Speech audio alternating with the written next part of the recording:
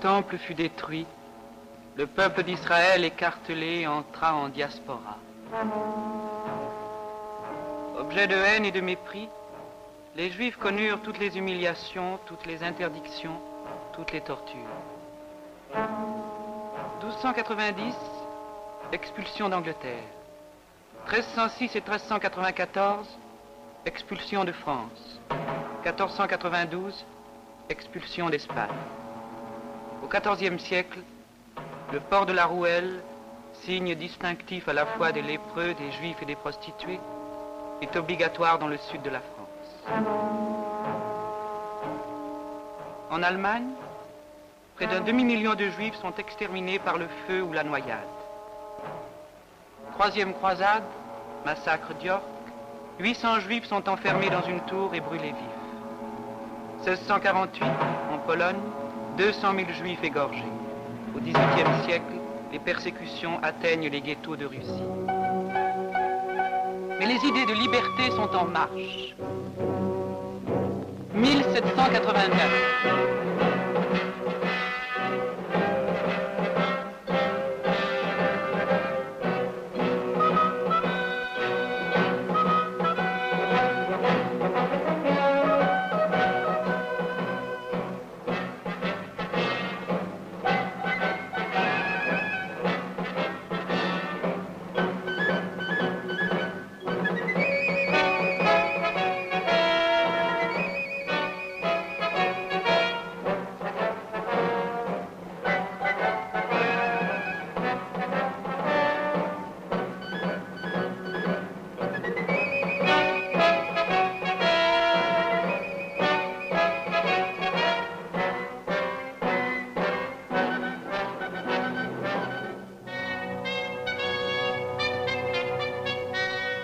Tous les hommes naissent égaux en droit à devenir des hommes.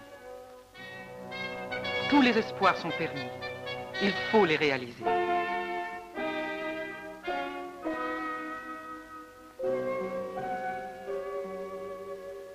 Mais il faudra si longtemps, plus d'un demi-siècle encore.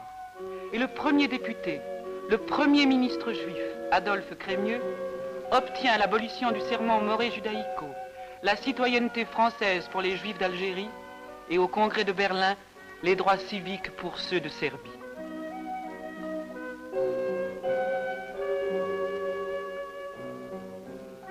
« 1850. Les grandes découvertes élargissent les horizons de l'esprit. Les communications entre les peuples, entre les continents sont plus rapides, plus faciles. À travers les frontières, de part et d'autre des mers, les hommes se ressemblent, sentent et souffrent d'eux-mêmes. Les nouvelles courent le monde. La fraternité prend une forme d'urgence. Les cœurs s'ouvrent à la générosité quand on apprend qu'à Damas, à Salonique, des hommes se font massacrer pour leurs croyances. Il faut faire quelque chose pour cet enfant arraché à la religion de ses pères, enfermé dans un couvent.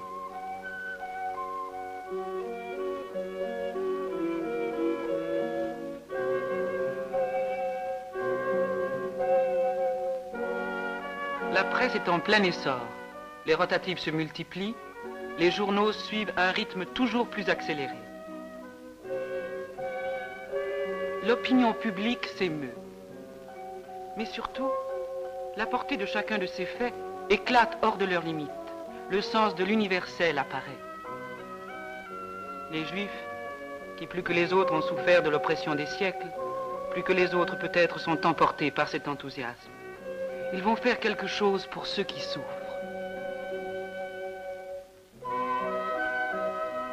En juin 1860, autour de Crémieux, quelques jeunes hommes, dont Isidore Cahen, Eugène Manuel, Jules Carvalho, Michel Erlanger, Charles Netter et Narcisse Leven, vont réaliser cet idéal.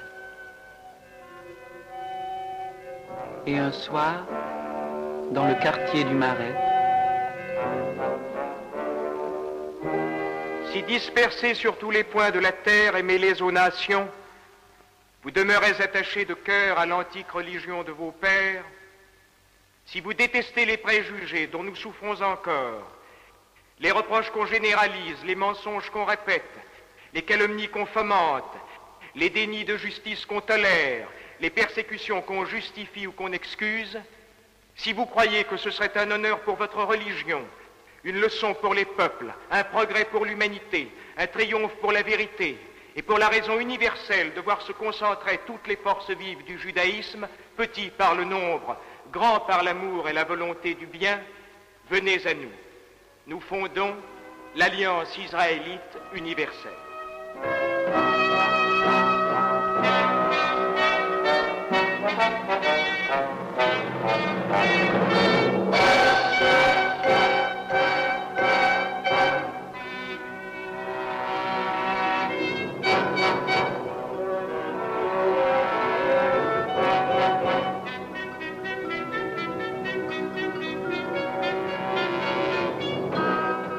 L'Alliance est fondée. Elle veut former les meilleurs hommes, les meilleurs juifs, les meilleurs citoyens. Dans ces ghettos, dans ces mélas, dans ces haras, il faut tout apporter. Des vêtements, des berceaux, de l'espoir et surtout l'école. Instruire, éduquer, apporter à ces enfants l'harmonie de l'intelligence, leur donner le sens de leur dignité, en faire des hommes réellement libres, conscients de leurs responsabilités.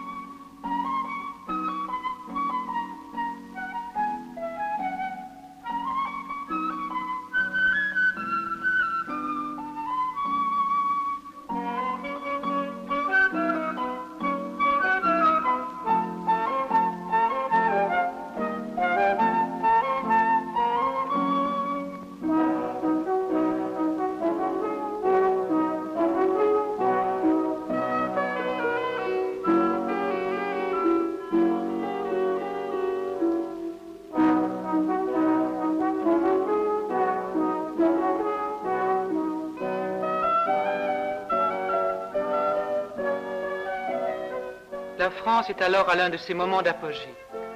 Et les grandes traditions de la culture française vont être le moyen qu'utilisera l'Alliance dans son œuvre de résurrection. Alors, tout autour du bassin méditerranéen, quelquefois envers et contre tous, les écoles poussent dans un élan formidable. Tétouan, 1862, puis Laris, Mogador, Andrinople, Larache, Ispahan, Mazagan, Fès et Marrakech, Meknès et Tunis, et Téhéran, Tripoli, Alexandrie, Haïfa et d'autres, et tant d'autres encore. En un peu moins d'un siècle, le nombre des élèves a suivi cette poussée extraordinaire. Ils sont aujourd'hui 50 000, et déjà la relève a été assurée tant et tant de fois.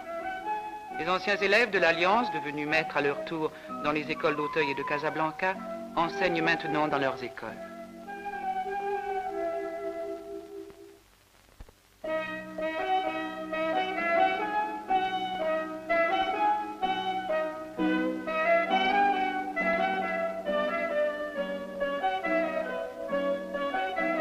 Autre chose encore, et les cendres de Charles Netter dans la terre d'Israël en sont un témoignage.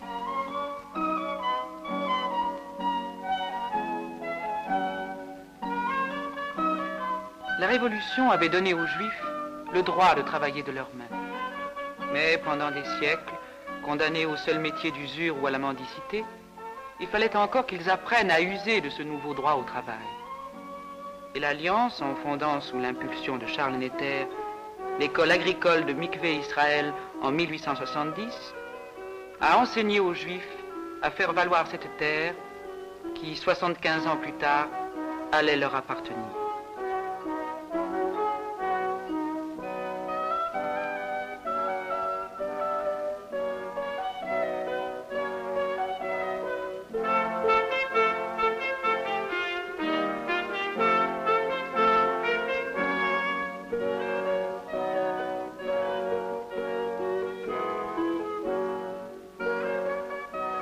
Divers métiers manuels sont enseignés dans les écoles professionnelles de l'Alliance. Car si l'enseignement primaire est indispensable, il faut plus. Il faut un métier pour s'intégrer à la société, en devenir un élément utile.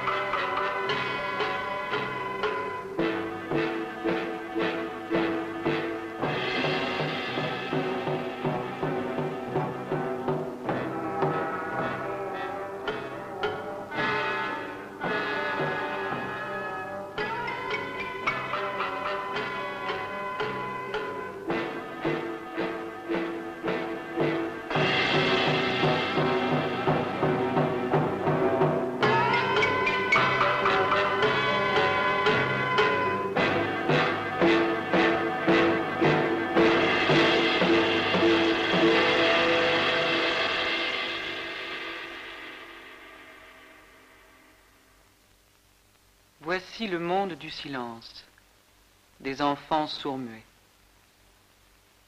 Pour tous les déshérités, tous ceux qui souffrent dans leur corps comme dans leur esprit, il faut être là.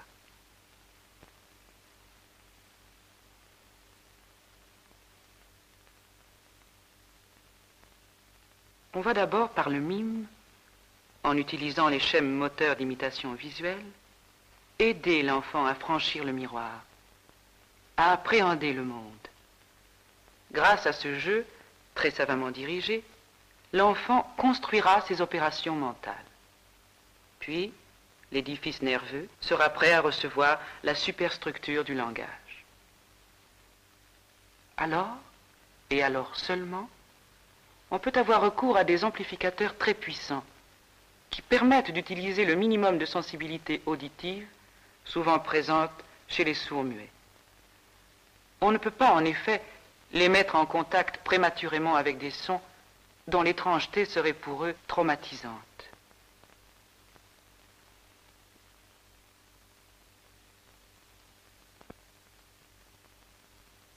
Puis, l'élève associe rapidement ce qu'on lui fait entendre aux perceptions visuelles et il pourra, par elles, remplacer l'audition et avoir un contact normal avec l'univers. Apprendre, vivre comme les autres. Il ne lui restera qu'à bien parler.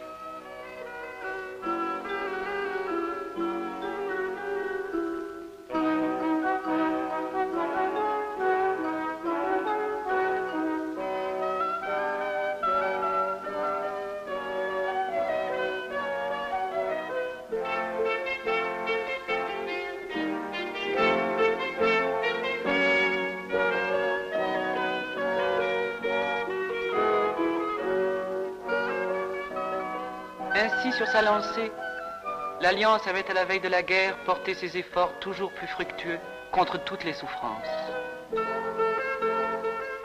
En quelques mois, en quelques jours, tout s'est écroulé, tout s'est disloqué.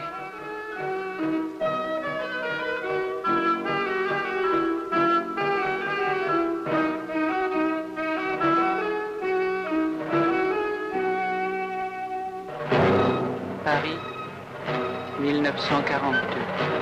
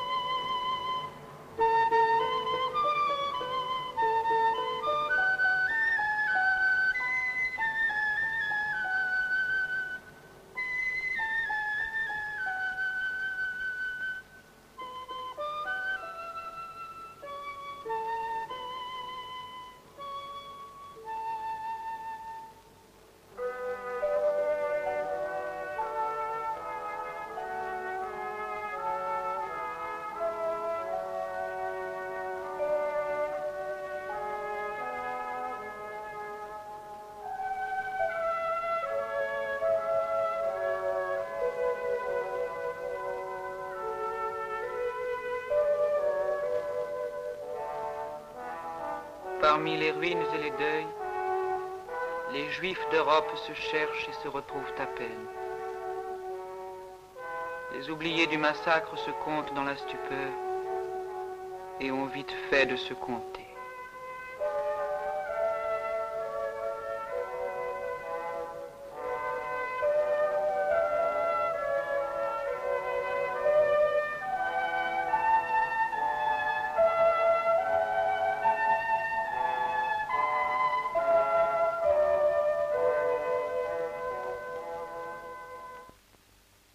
Mais l'Alliance israélite universelle survit. Elle doit survivre. Il y a tant à refaire, tant à faire encore. Des hommes ne l'oublient pas. Ils y travaillent sans relâche pour construire à nouveau cette promotion de l'homme. Il existe maintenant encore, en ce moment même, dispersée un peu partout sur la terre, une humanité qui survit dans des conditions qui sont notre honte. Pour eux tous, le président Cassin lutte pour que soit respectée cette loi qu'il a un peu construite, la Déclaration universelle des droits de l'homme. Attendu que la dignité humaine est fondée sur la liberté, la justice et la paix du monde, l'homme et la femme, sans aucune limitation de race, nationalité ou religion, ont le droit de se marier et de fonder une famille. Chacun a droit à la liberté de mouvement et de résidence. Chacun a droit à un standard de vie décent, à la santé, au bien-être pour lui et pour sa famille. Chacun a droit à la liberté de penser. Liberté de faire des assemblées ou des associations pacifiques.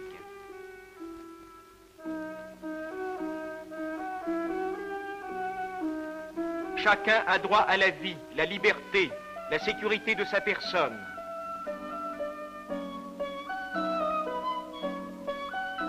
Tous les enfants, où qu'ils soient nés, jouiront de la même protection sociale. Le travailleur a droit à une juste rémunération de son travail pour lui et pour sa famille.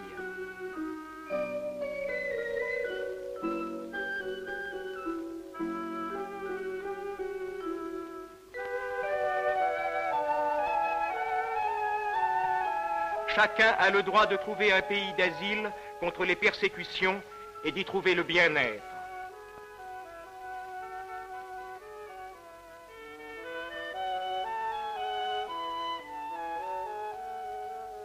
Oui, demain, la justice, la liberté, la paix. Mais aujourd'hui, toute personne a droit à l'éducation. L'éducation doit viser au plein épanouissement de la personnalité humaine. Cet article résume l'essentiel de l'œuvre accomplie par l'Alliance depuis près d'un siècle en faveur de la jeunesse. L'incompréhension entre les hommes n'est souvent que l'effet de l'ignorance. L'Alliance crée incessamment de nouveaux établissements où s'épanouit la culture française dans son bel équilibre.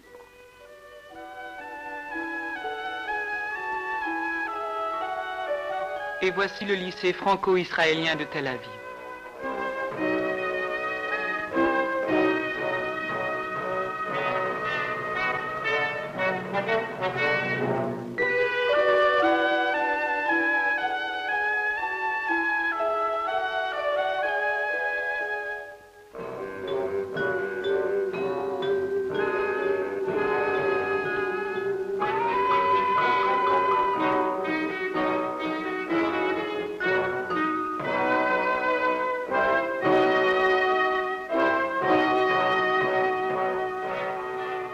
Ce lycée, c'est tout Israël, mais aussi toute l'Alliance.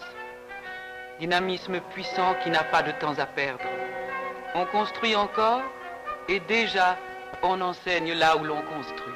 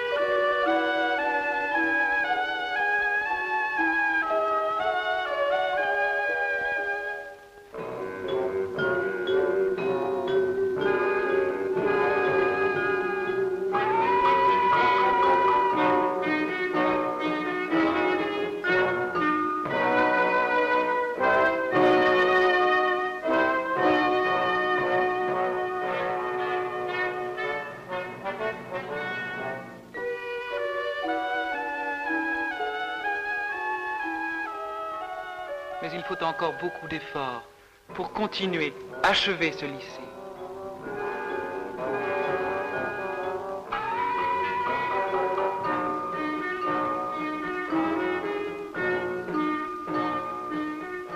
Il y a encore tant d'endroits où des enfants poussent comme l'herbe sauvage, privés de la plus élémentaire éducation, livrés à leurs seuls instincts.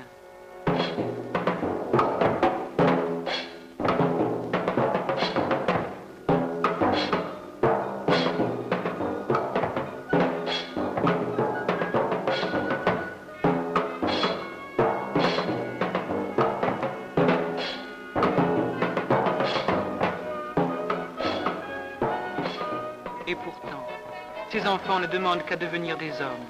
Ils ne demandent qu'à croire. Ils attendent encore que des maîtres viennent. Entendrons-nous leur appel? Donne-moi la main.